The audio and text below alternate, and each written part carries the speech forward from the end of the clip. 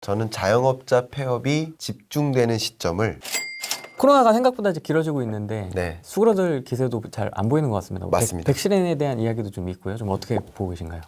자, 코로나19를 제가 전망할 수는 없죠. 이게 얼마나 진전될까를 예상할 수는 없습니다. 그렇기 때문에 제가 매년 경제 전망을 할 때 몇 개의 전제를 가정하고 전망한 적은 없었어요. 세 가지 경제 성장률을 전망한 적은 단 한 번도 없었어요.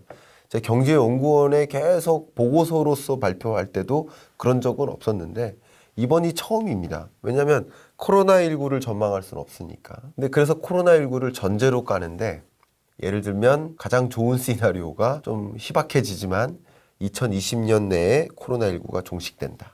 시나리오 1. 시나리오 2는 상반기 중에 종식된다. 2. 시나리오 3는 2021년 내내 계속된다. 지금은 사실 원하진 않지만 두 번째보다 세 번째가 더 유력해지는 느낌인 것 같아요. 백신에 대한 확실성도 없고 신뢰감도 좀 안 가고 그런 상황입니다. 그래서 세 가지 시나리오를 다 그려보면서 그런 경우에 우리는 어떻게 대응해야 될까를 논하시는 게 더 좋지 않을까 생각을 하고요. 특히 코로나19가 종식이 만약에 진행되면 어떤 일이 있느냐. 첫 번째, 그것을 요약해서 보복적 소비, 보복적 투자라고 합니다. 미뤄왔던 소비를 다 영끌해서 진행합니다.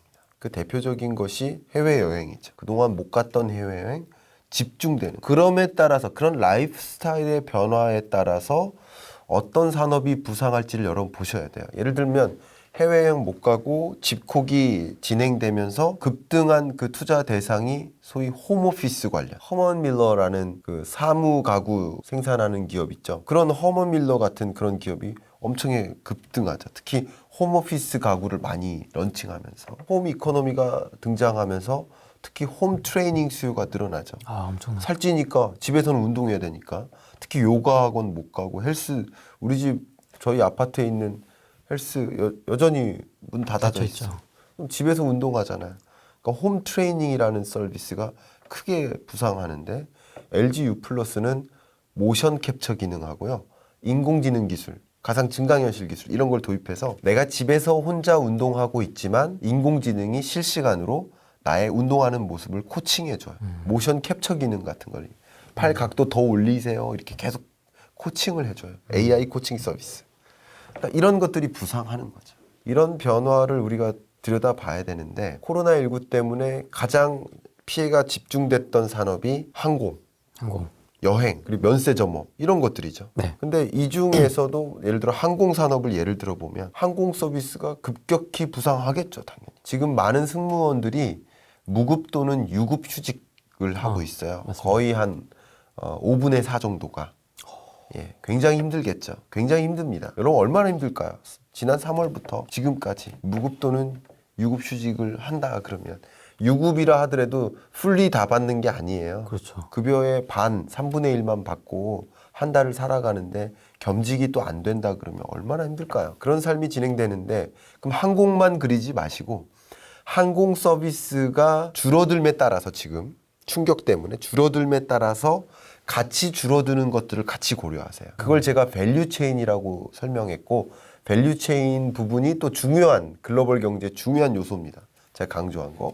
근데 밸류 체인은 항공 서비스가 전달이 되려면 그 항공 서비스가 전달이 되기 위해서 다양한 공급 업체들이 있겠죠. 대표적인 게 기내식이죠. 항공 서비스가 전달이 되려면 기내식을 제공하는 기내식 업체가 있을 것 아닙니까? 그러면 기내식 업체 예를 들면 대표적인 예가 GGK 기내식 업체가 있죠. 그럼 이 업체는 평소에 약 5만 식을 납품했어요. 하루에. 그러다 지금 1000식을 납품해요. 5만에서 1000. 얼마나 힘들까요? 그러니까 이런 거예요. 그러면 만약에 보복적 소비, 보복적 투자가 일어나면 해외여행 소비가 급증하니까 자연스럽게 이런 업종이 지금 주가가 폭락 상황인데 급등하겠죠. 그러니까 그런 것들에 좀 주목하실 필요가 있겠죠. 다시 제자리로 돌아오겠죠. 그런 것들 좀 주목하실 필요가 있겠고요. 일단 장기간 지속된다. 2021년 지속된다. 라고 할지라도 2020년보단 낫다. 왜 그러냐면 익숙해지기 때문에 그렇습니다. 그걸 학습 효과라고 하죠. 유식한 척하면. 학습 효과가 나타나기 때문에 그냥 코로나19를 안고 살지라도 그렇습니다. 예를 들면 우리 원격 수업을 진행하면서 대혼란이 있었습니다. 초, 중, 고가. 난리가 났었습니다. 난리가 났었죠. 대학교도 마찬가지예요. 예를 들면 교수님들도 처음에 혼란이 있었어요. 우리 교수들 단체 톡방이 있어요. 그 단체 톡방에서 한 분이 처음 원격 수업을 해야 되니까, 특히 노 교수님이신데 평생 살면서 원격 수업을 처음 진행해 보세요. 혼자 녹화하고 해야 돼요. 그것도 멘붕인데 2시간 녹화를 열심히 했대요. 얼마나 힘들겠어요. 녹화를 열심히 했는데 녹화를 하고 나니까 엄청나게 우셔요. 왜 우셨냐? 카톡방에서 우셔요. 왜 우시냐면 녹화가 날라갔대요. 저장이 안 됐대. 그 얘기를 하니까 어떤 또 여교수님이 뭐라고 하냐면 동감한다고. 나도 2시간 녹화 끝냈는데 저장 잘 됐는데 보니까 음성 녹음 버튼을 못 누르셨대. 처음에는 이런 엄청난 혼란이 있었던 거예요. 뿐만 아니죠. 기업들은요. 수출 계약이 다 철회돼요. 그리고 수출 계약하려고 다 작업해왔던 거, 여러 번 바이어 미팅하고 해왔던 거, 수출 계약을 성사를 못 시켜요. 해외 가기가 어려우니까. 그러니까 대혼란이 있었던 거죠. 근데 지금은 비대면 수출 계약 플랫폼이 등장했어요. 코트라가 그런 부분을 지원해요. 그리고 원격 미팅 같은 것들이 원활해졌어요. 바이오와의 미팅을 계속해요.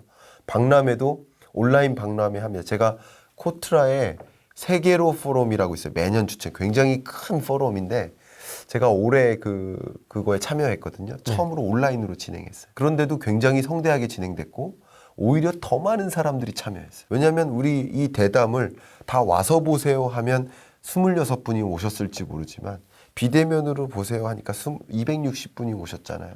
그런 거죠. 그러니까 이게 다 익숙해지는 거예요. 그리고 초반에 우리 재택근무 얼마나 혼란이 있었습니까? 그리고 막 국민들 막 사재기하고 마스크 난이 있었고. 마스크 난. 선진국들은 마스크 공장 하나 없어가지고 난리가 났었거든요. 맞습니다. 그러니까 이런 혼란이 없어지는 거예요.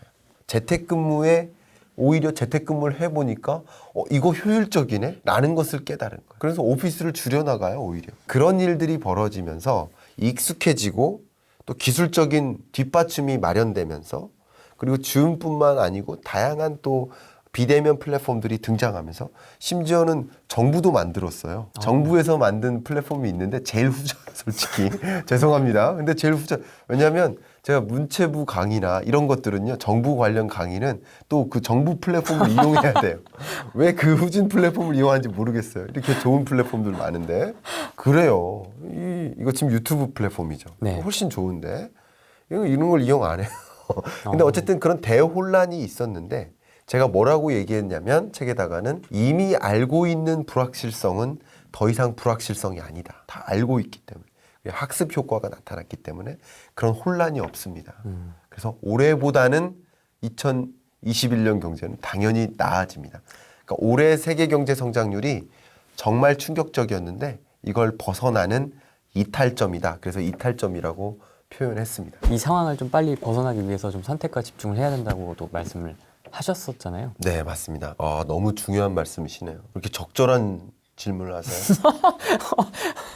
흐름이. 자영업자가 폐업이 이미 시작됐는데 폐업이 아직 고점이 되진 않았습니다. 저는 자영업자 폐업이 집중되는 시점을 3월 달 정도로 전망하고 있습니다. 이유가 있으세요? 이유가 있는데, 자영업자분들은 특히 이 월세에 의존을 많이 하세요. 월세 의존을 하다 보니 임차 계약 기간이라는 게 있는 거예요. 지금 자영업자분들이 굉장히 힘들다는 거 알고 있어요. 안정적인 직장에 다니시는 분들, 공무원 여러분들, 좋은 우수기업에 다니시는 분들, 코로나19의 충격 없으시잖아요. 월급 준 적 없으시잖아요. 심리적 충격, 여행 못 가서 취미의 충격, 뭐 조금 불편한 거. 그런 충격이지 경제적 충격 없으시잖아요. 근데 제가 아까 말씀드렸던 피해가 집중됐던 사람 얼마나 힘들까요? 제가 너무 갑자기 감정이 투입이 돼서 정말 힘드세요. 인터뷰를 한 적이 있는데 자영업자분들 진짜 힘듭니다.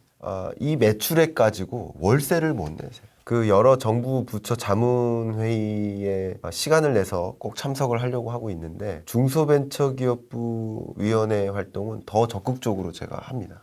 그렇게 힘드신데 이 매출액 가지고 월세를 못 내세요. 그런데 임차 계약 기간이 남아있기 때문에 그냥 사업을 영위하시는 거예요. 근데 임차 계약 기간이 모두 천차만별이죠. 누구는 2월부터 다음해 2월, 아니면 내후년 2월, 뭐 이런 식으로 다 다르지만, 네. 어쨌든 코로나19의 충격이 집중됐던 약 3, 4월, 그때를 기점으로 1년이 되는 시점에 자영업자의 폐업이 집중되는 시점인 거예요. 그렇기 때문에 2, 3, 4월 이쯤에 폐업이 많이 집중됩니다. 그래서 제 중소벤처기업부에게는 이 코로나19의 충격이 영원하진 않을 거기 때문에 그렇기 때문에 소위 데스밸리, 죽음의 계곡을 넘어설 수 있도록 한시적인 지원을 해야 된다라는 것을 저는 강조하고 있는 사람이에요. 그런 부분을 여러분들도 그냥 스스로 대응하시는 것도 좋지만 정부 지원책 굉장히 많습니다. 제가 여러 가지 이야기 많이 하는데 책에다가도 항상 강조하는 게 정책 지원을 활용하셔라라고 얘기해요. 정책 지원 굉장히 많아요. 그 정책 지원의 요소 중에 하나가 한국판 뉴딜 지원 정책이에요. 한국판 뉴딜 사업이 그냥 R&D 지원하고 뭐 산업을 전환시키는 그런 노력인 것뿐만 아니라 정책 지원을 통해서 버틸 수 있게 하는 것들도 굉장히 많아요. 제가 일일이 다 말씀드릴 수는 없겠지만. 그래서 정책 지원이 어떤 것들이 있고 어떤 방향 속으로 정책 지원들이 있는지를 아시고 내가 어떤 걸 취할 수 있을지를 들여다보실 필요가 있겠다라고 강조를 또 합니다. 예를 들면 한국판 뉴딜 사업 중에 비대면 산업 육성이 있어요. 그러면 자영업자 여러분들이 대면으로 전달하던 서비스를 비대면으로 전환시킬 필요성이 있겠죠. 구조적으로. 그러면 나 혼자 그걸 이행하시기보다 중소벤처기업부에 이미 비대면 경제과를 신설했습니다. 그 비대면 경제과에 서기관급이 2명이고 사무관급이 5명, 주무관급이 아마 8명인가 이렇게 돼요. 꽤 크네요. 새로운 과를 신설했고 그 과의 과장님, 서기관님이 제 지인이에요. 그래서 많이 물어봤죠. 결국 그 중소기업들이 비대면 산업으로의 전환을 할 수 있도록 지원을 해주겠다 하면서 만든 거죠. 그러니까 그런 지원책들을 활용하시면서 이겨내실 필요가 있겠다. 그런 말씀을 드리고요. 선택과 집중이라는 컨셉에서는 여러분들이 이제 내가 그동안 영위했고 지금까지 이거밖에 안 했으니 내가 앞으로도 이것만 할 거야 하는 그런 방식의 사업 의사결정보다는 앞으로 이 산업의 패러다임이 이렇게 바뀌니 나는 어떤 데 집중할까? 어떤 변화에 걸맞게 나의 비즈니스 모델을 바꿀까를 좀 주목하실 필요가 있겠다. 그런 데에 더 선택하시고 집중할 필요가 있겠다. 그 말씀을 드리는 거고요. 네. 또 정부 차원에서는 지금까지는 영끌에서 경기 부양책을 단행했어요. 그 경기 부양책의 한쪽이 통화정책.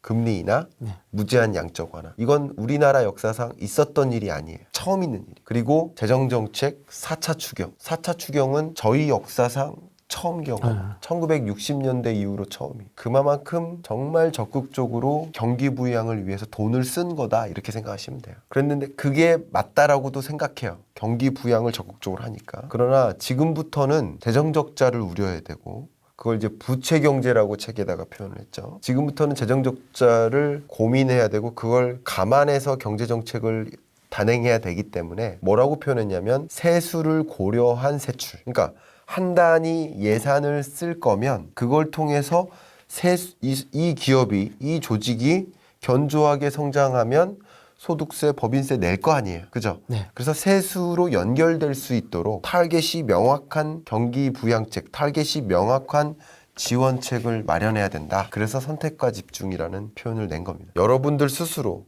경제 주체 스스로도 선택과 집중이 필요한 것이고 정부의 지원도 역시 마찬가지다. 그런 거를 이제 매몰 비용, 썬크 코스트라고 하는데요. 지금까지 내가 해왔으니 이거 그냥 계속 가져가야 돼 하는 걸 이제 썬크 코스트, 매몰 비용이라고 하면 경제학에서 굉장히 유명한 표현인데 기회 비용하고 매몰 비용하고 이게 양대 산맥이에요. 굉장히 중요한 표현인데 제가 여기서 그걸 다 설명드릴 수는 없지만 매몰 비용 때문에 비합리적인 의사결정을 많이 내요. 예를 들면 이거예요.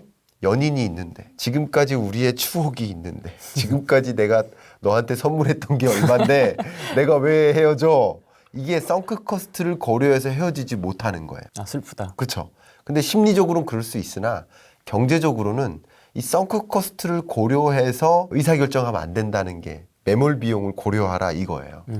뭐냐면 지금까지 투자한 것은 어쩔 수 없는 거예요. 앞으로 한 단위 더 투자했을 때 더 나은 수익이 나을 부문에 투자를 해야 되는 거죠. 지금까지 내가 여기에 투자한 게 얼만데 내가 이걸 버려. 이거는 이제 매몰 비용을 고려하지 못하는 이미 쓰여진 비용인데 그거는 좋은 경제적 의사결정, 합리적 의사결정이 아니거든요.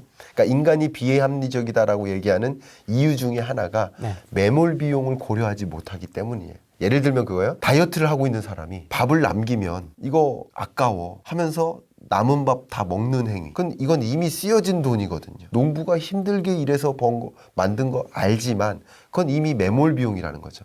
지금부터는 내가 안 먹는 게 더 유리한 의사결정인 거죠. 쌀 돈 주고 산 거 아까워서 그걸 다 먹는 행위가 매몰 비용을 고려하지 못하는 비합리적인 의사결정인 거예요. 우리 투자도 마찬가지예요. 주식 투자했는데 지금까지 가격이 이만큼 떨어졌어요. 이만큼 떨어진 거 나 원금 회수해야 돼 하면서 기다리는 행위. 이것도 비합리적인 의사결정입니다. 그런 것들도 고민하시면서 같이 선택과 집중이 필요하다는 것은 합리적인 경제적 의사결정을 하셨으면 좋겠다라는 의견을 드립니다. 저보다 더 명확하게 알고 계시는 선배님들이나 전문가분들 계시겠지만 네. 저의 의견은 그렇다라는 걸 강조해서 설명드리고 싶습니다.